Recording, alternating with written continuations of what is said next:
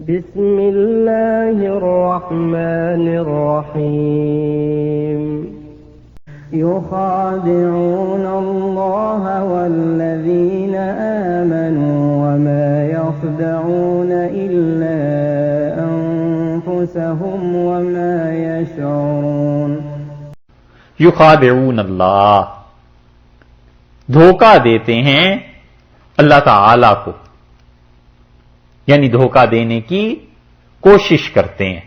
والذین آمنوا، اور وہ لوگ جو ایمان لائے ہیں انہیں، وما یخدعون، اور کسی کو دغا نہیں دیتے، الا انفسہم، سوائے اپنی جانوں کو، وما یشعرون، اور شعور نہیں رکھتے، سوچتے نہیں۔ ایک اور نئی چیز آپ سے عرض کریں، خدع کسے کہتے ہیں؟ دھوکہ دینا۔ کہاں بھی مارکر ہے؟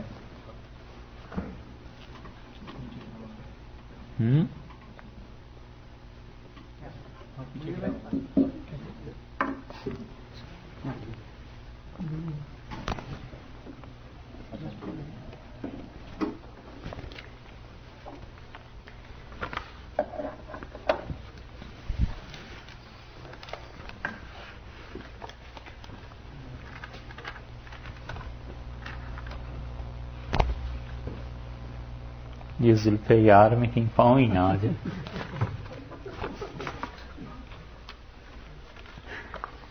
دیکھیے، ایمان کی دو قسمیں بتائی تھی نا، ایمان مولی اور ایمان منجی، ٹھیک ہے؟ تحریر ایسی ہے، یہ نہ کہنا کہ پاؤں سے لکھتا ہے، تمہارے سامنے ہاتھوں سے ہی لکھا، ٹھیک ہے؟ ایمان منجی جو ایمان نجات دے، اور ایمان مولی وہ ایمان جو اعلیٰ درجے کا کامل ایمان، ٹھیک ہے؟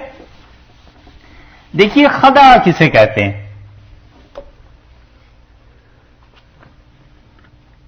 عرب محاورہ بولتے ہیں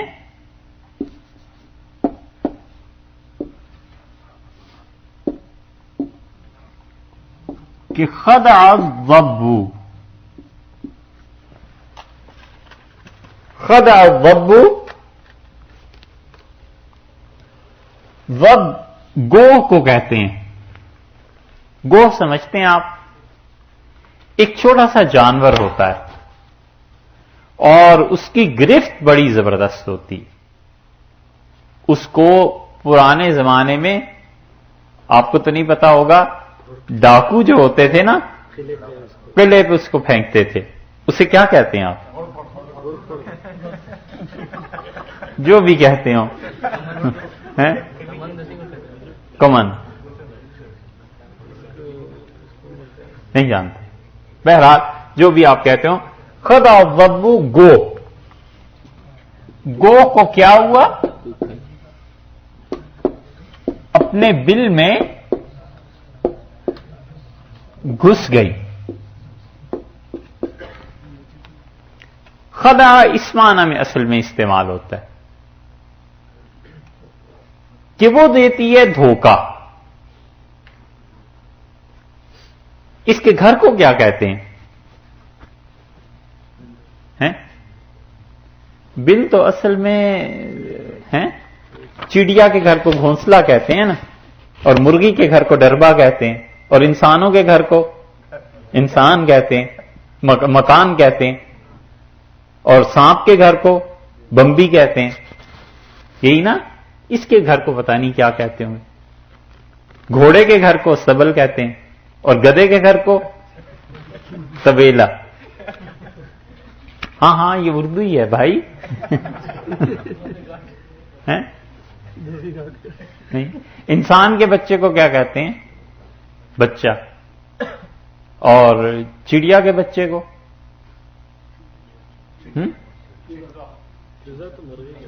مرغی کے بچے کو کیا کہتے ہیں؟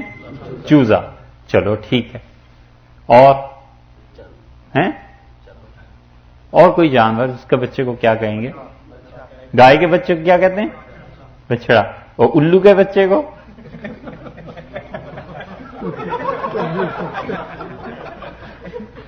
اور اردو زبان میں الو کے بچے کو کیا کہتے ہیں؟ یہ پڑھنا کے.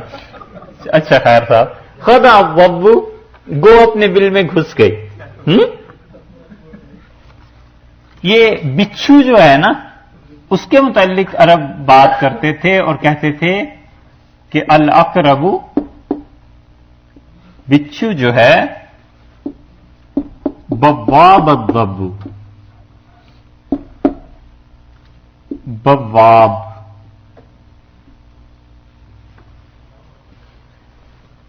الاقرب بواب الضب. یہ جو بچھو ہے یہ اس گوہ کے گھر پہ نگران ہوتا ہے. اللہ جانے یہ حقیقت ہے یا کیا، کیونکہ یہ شکاریات کا معاملہ ہے، ہمیں تو اس کا پتہ نہیں.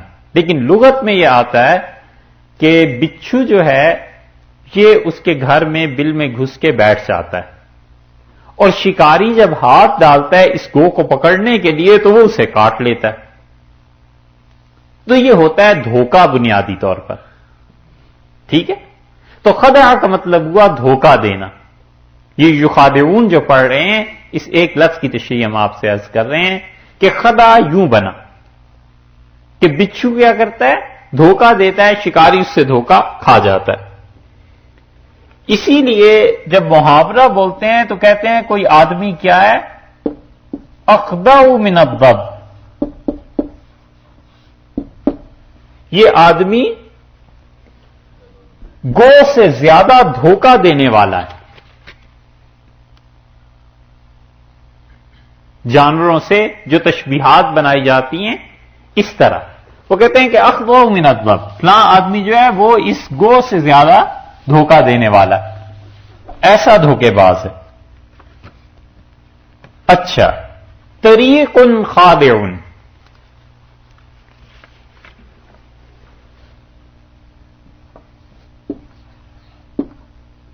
طریق خادع،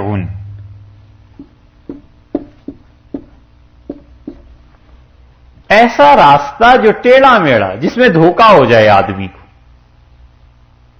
ہے یہ ایک ہی لفظ خدعہ کا، لیکن دیکھا آپ نے کیسے وہ بدل، اور ہر جگہ دھوکے کا مفہوم اس میں ہے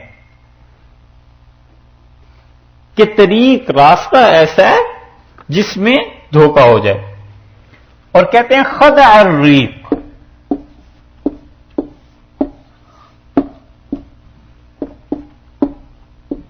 خدع الریق، ایسی بات ہوئی، ایسا خوف ہوا کہ اس کا تھوک منہ کا خشک ہو گیا.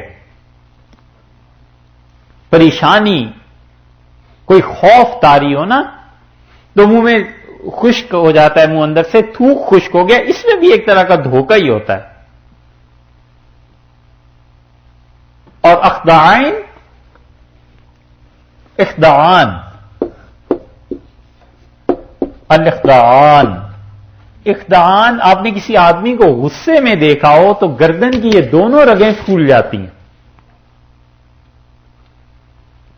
گردن اگر دراز ہو، لمبی ہو تو واضح طور پر نظر آتا ہے کہ شدید غصے کی حالت میں یہ رگ اور یہ رگ پھول کے باہر آ جاتی ہیں اور پھر وہ چھپ بھی جاتی ہیں، نارمل حالات میں نہیں نظر آتی.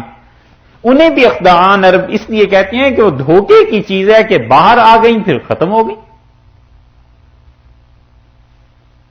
سمجھ آ رہی؟ ٹھیک.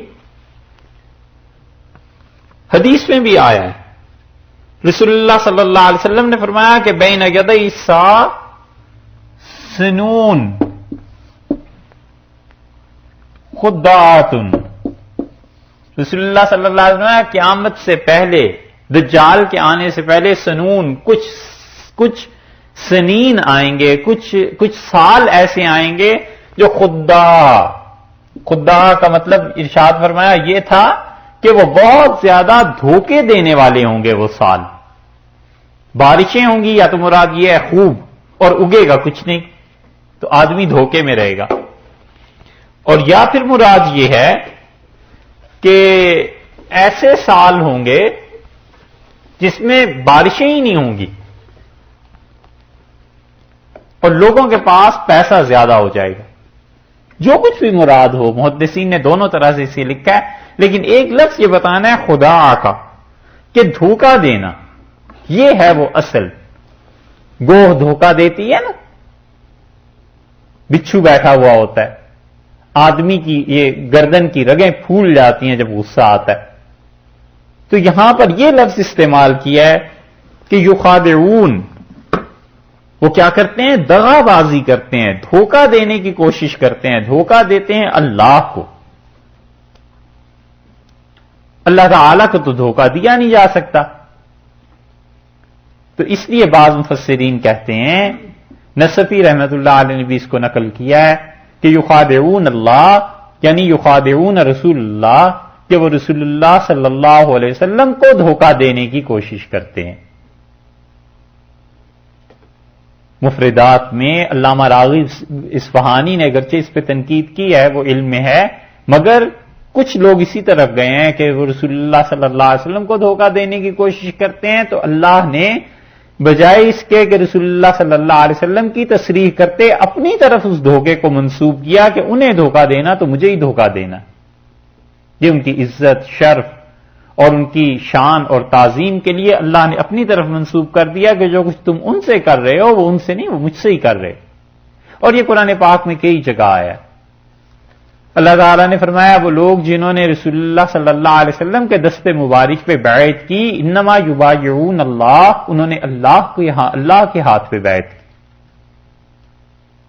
یہ ہے چیز. یہ جیسے چلیے اس آیت کی انشاءاللہ تشریح پھر کریں.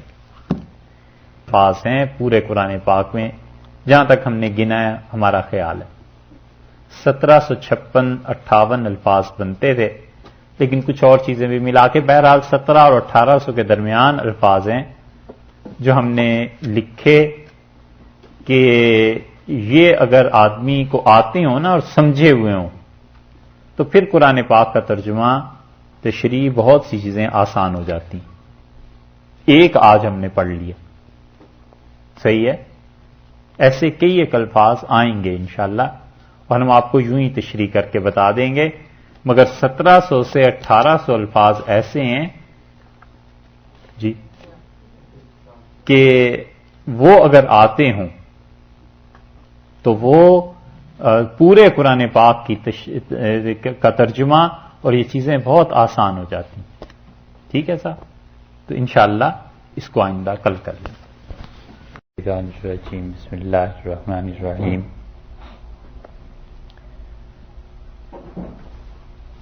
کل تک ہم جس آیت کریمہ پر پہنچے تھے اس کے بعد 11 آیات مزید ہیں جن میں اللہ تعالی نے نفاق کا بیان فرمایا ہے کہ منافقت کیا چیز ہے.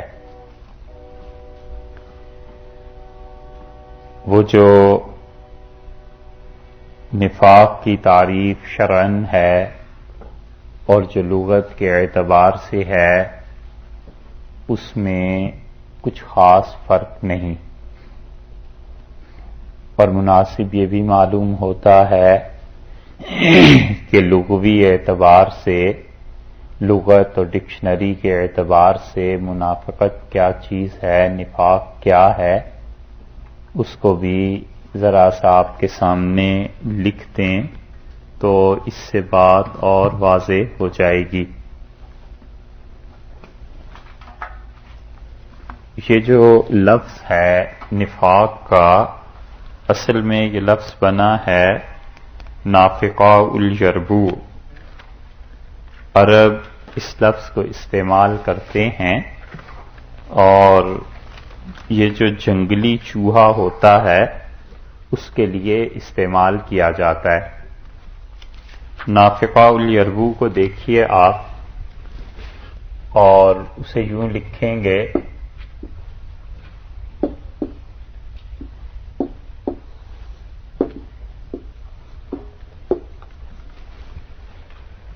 اور نافقہ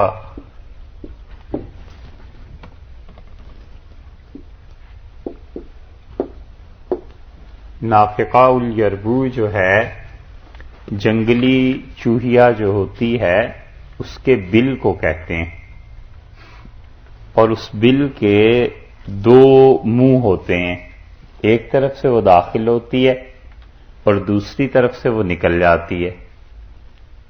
تو نافقہ کا مطلب یہ ہوا کہ وہ راستہ، وہ گھر، وہ جگہ جس کے دو پہلو پائے جائیں کہ ایک طرف سے اس میں داخل ہوئے اور دوسری طرف سے نکل گئے۔ اور اسی سے قرآن پاک میں بھی اللہ تعالی نے ایک لفظ استعمال کیا ہے، آپ سورہ انعام کو دیکھیے 7ویں پارے میں، اور اس سے وہ لفظ آپ کو زیادہ اچھی طرح سمجھ میں آ جائے گا۔ وہاں پر سورہ انعام پارہ 7 میں اللہ تعالی نے ارشاد فرمایا ہے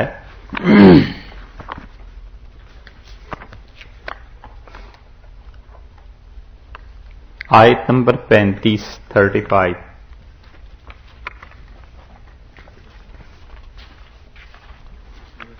سورہ انعام پارہ 7 اور آیت نمبر 35 ملی جی۔ فرمایا وَإِن كَانَ كَبُرَ عَلَيْكَ إِعْرَاضُهُمْ، اور اگر سورہ انعام 7واں پارہ اور آیت نمبر ہے 35، وَإِن كَانَ كَبُرَ عَلَيْكَ إِعْرَاضُهُمْ، یہ جب ہم ترجمہ کرتے ہیں تو بالکل اس کے قریب ترین الفاظ سے اس لیے کرتے ہیں تاکہ آپ اس کو سن کر جب غور کریں تو آپ کو ان الفاظ کی آہستہ آہستہ سمجھ آنا شروع ہو جائے۔ اگر آپ پر کبورا گراں گزرتا ہے، بھاری گزرتا ہے، کبیر کا لفظ استعمال کرتے ہیں نا، یہ اسی کا ہے اصل کہ انکان کبر علیک اعراضہم، اگر ان کافروں کو آپ بار بار دعوت دیتے ہیں اور ان کا اعراض منہ پھیر لینا آپ پر گراں گزرتا ہے، آپ کو اس سے تکلیف پریشانی محسوس ہوتی ہے، فَإِنِ اسْتَطَعْتَ، اگر آپ کا بس چلے، أَن تَبْتَغِيَ نَفَقًا، تو آپ ایسے کر لیں کہ نفقاً ایک سرنگ بنا لیں، فی الارض زمین میں، او سلمن، یا آپ سیڑھی لگا لیں، فی السماء آسمان میں، فَتَأْتِيهِمْ بِآیَةٍ، تو ان کے لیے ایک آیا، ایک نشانی، ایک معجزہ لے آئیے۔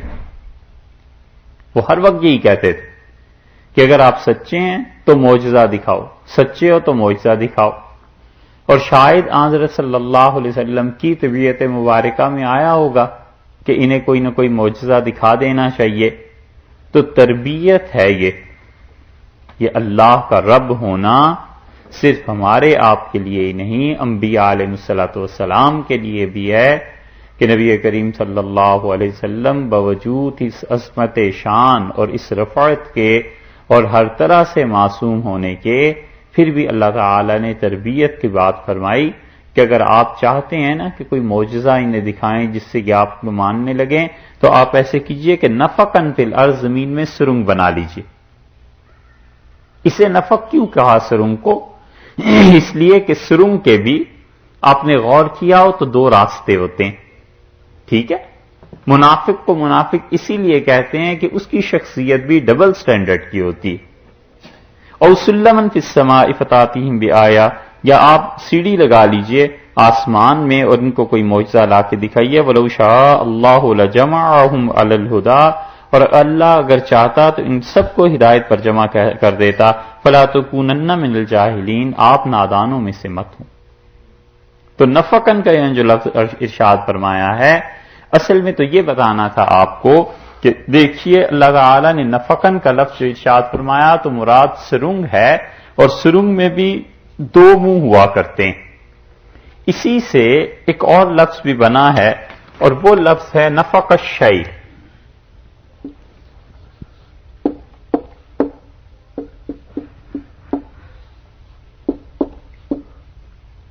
نفق الشیء، کسی چیز کا ختم ہو جانا، کسی چیز کا کھپ جانا۔ اور نفقت الدابہ، وہ کہتے ہیں جانور مر گیا، عرب بولتے ہیں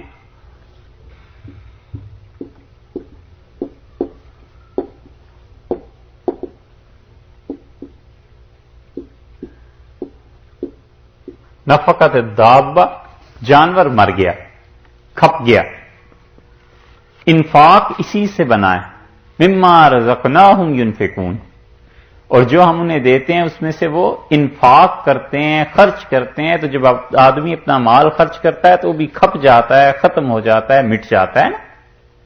یہ اس سے محاورہ بنا، الانفاق مال کا خرچ کرنا، اور نفقت الدابۃ نفوقاً جانور کا مر جانا، کھپ جانا، یہ دو لفظ اس سے بنائے گئے ہیں۔ اور اسی طرح عرب اور بھی محاورہ بولتے ہیں اور کہتے ہیں نفق القوم،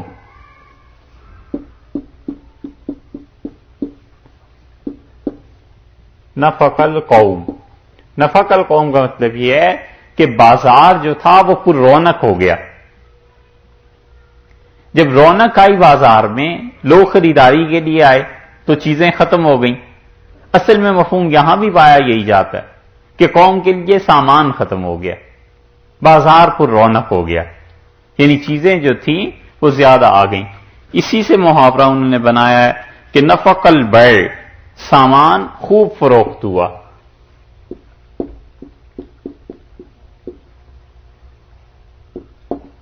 نفق البیع، سامان جو تھا وہ کھپ گیا۔ بیع ہوتی ہے نا، بیع اور شراء، خریدنا بیچنا، بائع مشتری، یہ اردو میں بھی استعمال ہوتا ہے۔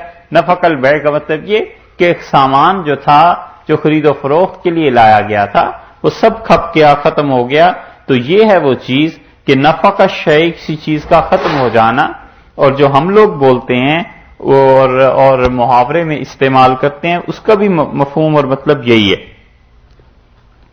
یہاں پر بات چل رہی تھی نفاق کی، کہ یہ جو لفظ ہے نفاق کا، اس کی اصل کیا ہے؟ تو اس کی اصل دیکھیے آپ، نافقا الیربو، یعنی کیا ہوا؟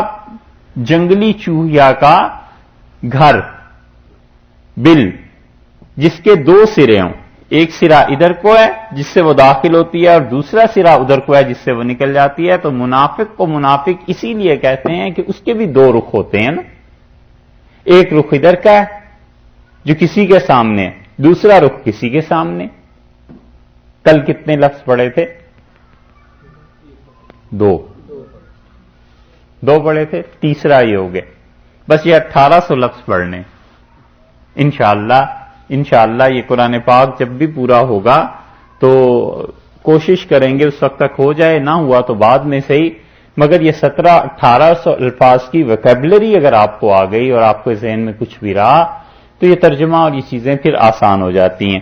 تو منافقت یہی چیز کہ نفاق جو ہے وہ اس میں آدمی دونوں طرح سے ہوتا ہے، کہ وہ ایک طرف کو کچھ کہتا ہے، دوسری طرف کو کچھ کہتا ہے۔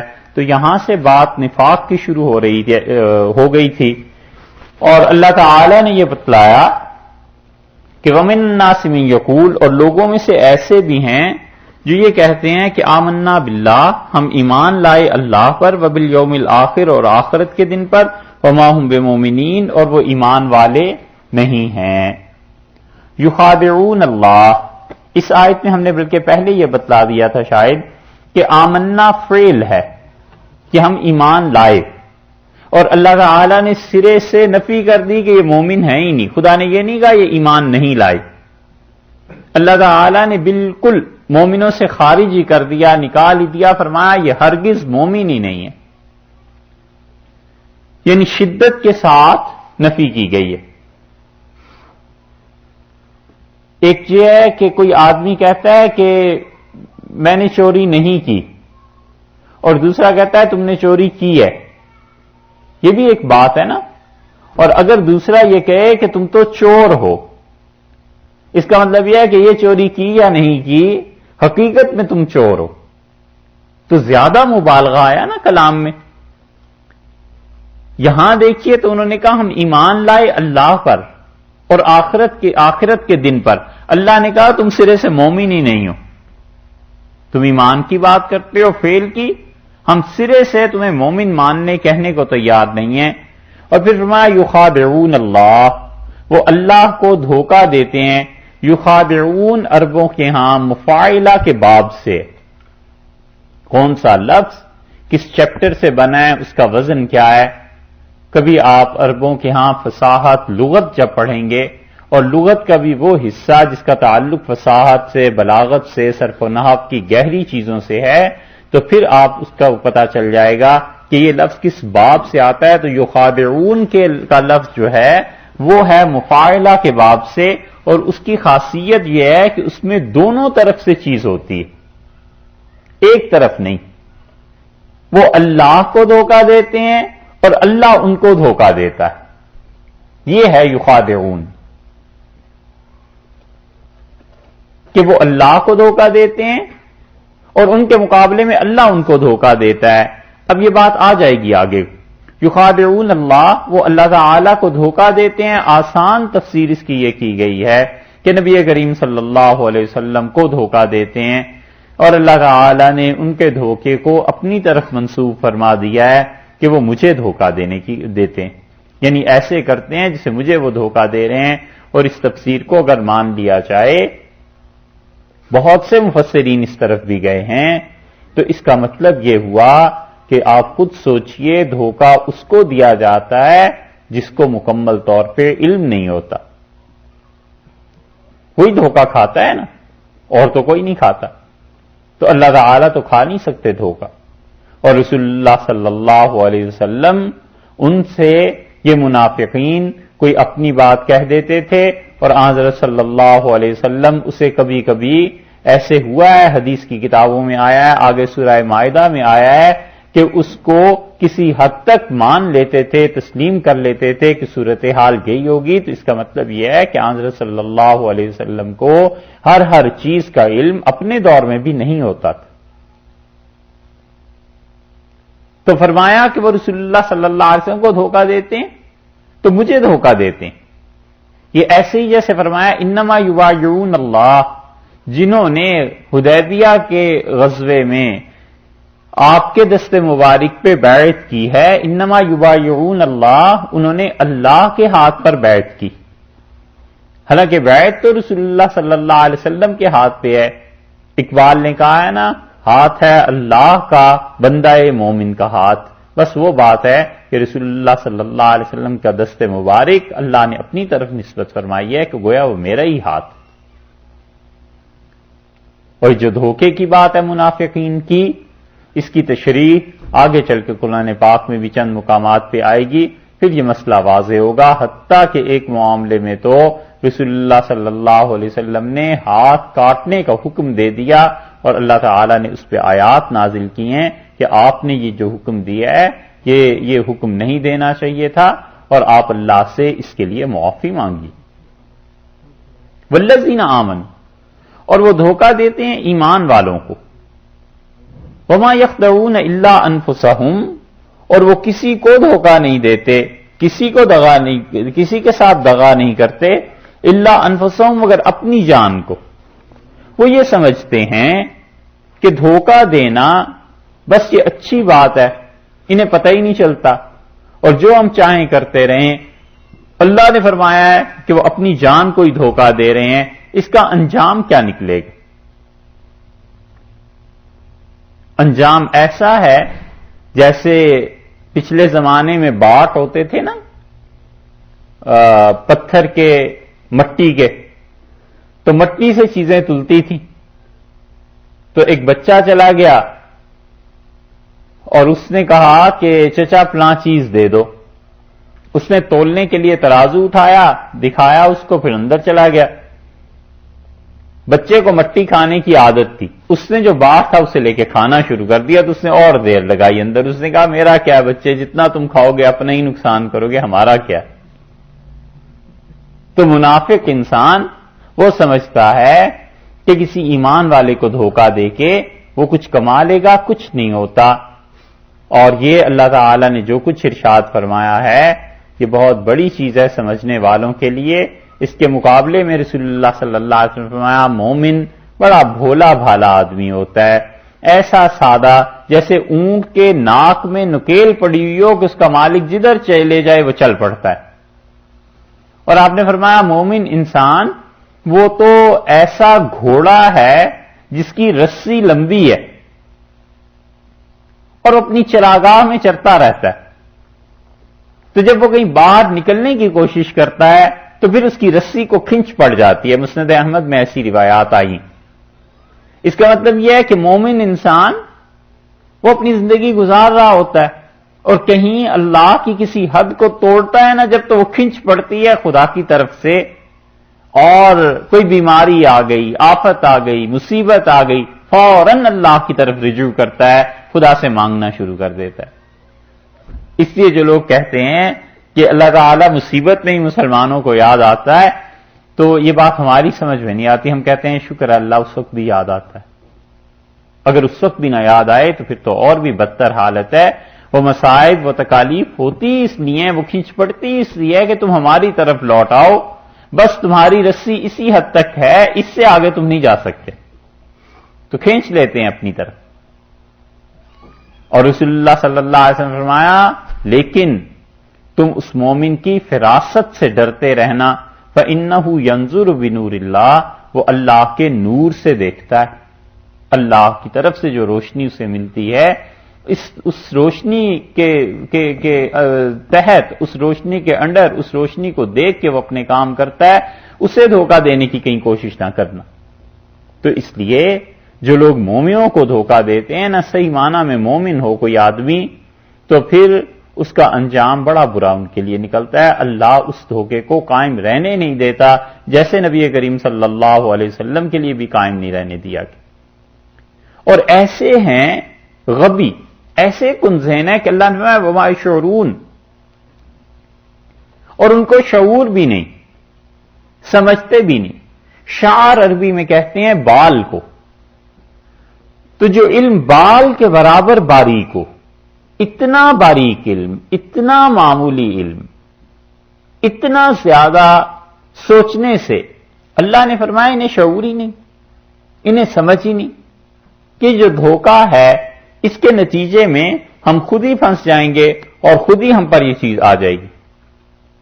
اور والذین آمنوا میں یہ جو واو ہے اس پہ مفسرین نے بحث کی ہے، اور وہ کہتے ہیں کہ اس سے مراد کیا ہے، پھر وہ کہتے ہیں کہ اس سے بھی مراد رسول اللہ صلی اللہ علیہ وسلم کے ساتھی یا صحابہ کرام رضی اللہ عنہم ہیں کہ انہیں دھوکہ دیتے ہیں حضرت صلی اللہ علیہ وسلم کو اور ان کے ساتھیوں کو، لیکن یہ دھوکہ نہیں چلتا مگر یہ کہ ان پر الٹ جاتا ہے، پلٹ جاتا ہے۔